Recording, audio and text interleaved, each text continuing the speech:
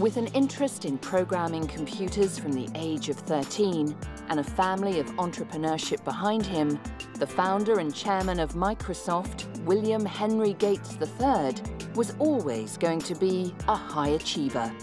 As a teenager, Bill Gates and friend Paul Allen sold a computer to the city of Seattle that could count the city traffic.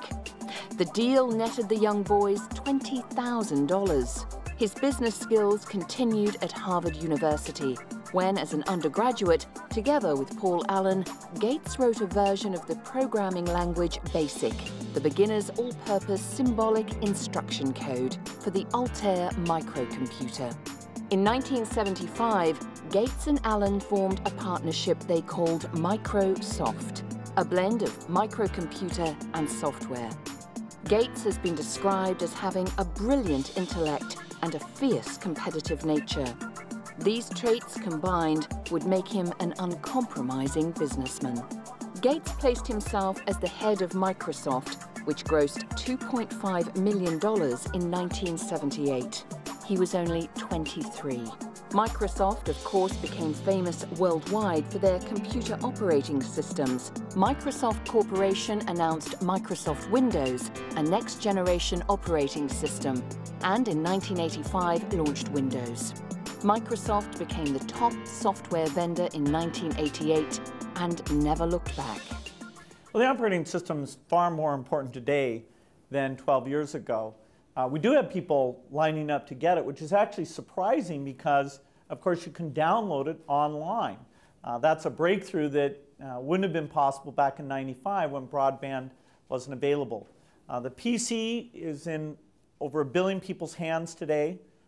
That's 4 times larger. And what they're doing with them is far broader. Now we talk about revolutionizing education and buying and selling and TV. Well, back then it was mostly just editing documents, and even browsing was a very new thing. And so Windows, in terms of letting you interact in new ways, we've got touchscreen support and better ink support, the safety capability, these media enablement things, the level of the platform that lets software people build on top of that. This is a huge milestone for the entire industry. In 1994, Gates married Melinda French. The couple have 3 children.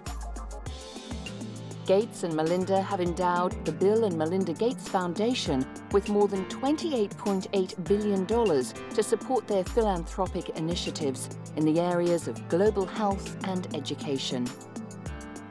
In 2010, Bill and Melinda Gates announced to the World Economic Forum that they plan to donate $10 billion over the next decade to developing and delivering vaccines to third world countries. Over the past 10 years, their foundation has committed $4.5 billion to vaccines for those in developing countries. By increasing immunization coverage in these countries to 90%, Gates says it should be possible to prevent the deaths of 7.6 million children under 5 between 2010 and 2019. As the world's wealthiest man, Bill Gates is putting his fortune to good use. Still a computer geek at heart, he certainly doesn't outwardly flaunt his billions, preferring to pick up the slack in areas he feels governments are falling short. It was Bill Gates' savvy negotiating skills with IBM that saw him retain the licensing rights to the MS-DOS operating system and begin amassing his fortune. But today, Gates has stepped down from the day-to-day running of Microsoft to focus on his charitable foundation.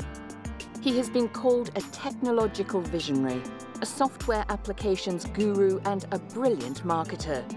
Business leader or humanitarian, Bill Gates continues to make incredible changes to the world we live in.